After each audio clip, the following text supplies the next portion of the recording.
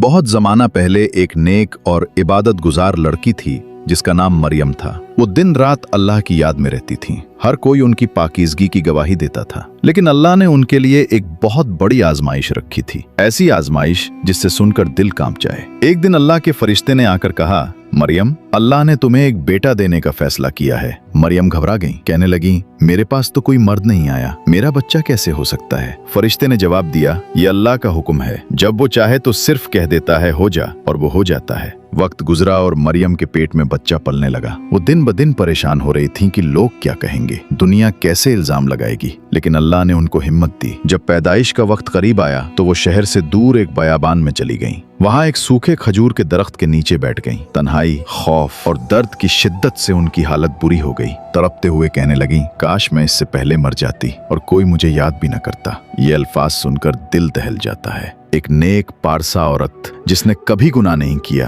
वो दुनिया के तानों से इतनी डर गई कि मौत की तमन्ना करने लगी। उसी लम्हे अल्लाह की रहमत नाजिल हुई। नीचे से एक आवाज आई, मरियम, गम न करो, तुम्हारे करीब एक चश्मा जारी कर दिया गया है। खजूर के दरख्त को हिलाओ, ताज़ा खजूरें तुम पर गिरेंगी। उन्होंने चश्मे का पानी पिया और खजूरें खाकर थोड़ी ताकत मिली। फिर बच्चा पैदा हुआ, हज़रत ईसा। कुछ दिन बाद जब वो बच्चे को गोद में लेकर अपनी कौम के पास वापस आईं, तो लोगों ने शोर मचाया, मरियम, ये क्या है? तुम्हारे वालिद नेक आदमी थे, तुम्हारी माँ पाकीज़ा थी, ये बच्चा कहाँ से आया? ये अल्फाज तीर की तरह उनके दिल पर लग रहे थे, मगर अल्लाह ने पहले ही फरमा दिया था, तुम उनसे कुछ न कहना, सिर्फ इशारा करना। मरियम ने बच्चे की तरफ इशारा किया। लोग हंसने लगे, ये बच्चा कैसे बोल सकता है? और फिर अल्लाह के हुक्म से नन्हा ईसा झूले में बोल उठा, मैं अल्लाह का बंदा हूँ, उसने मुझे किताब दी है और नबी बनाया है। ये सुनकर सब लोग कांप गए। जिनको मरियम पर शक था वो हैरान रह गए कि एक नौमौलूद बच्चा कैसे अल्लाह की तौहीद और अपनी नबूवत का ऐलान कर सकता है। ये वाकया हमें बताता है कि अल्लाह जिसे चाहे इज्जत देता है। सारी दुनिया इल्जाम लगाए, लेकिन जब अल्लाह चाहे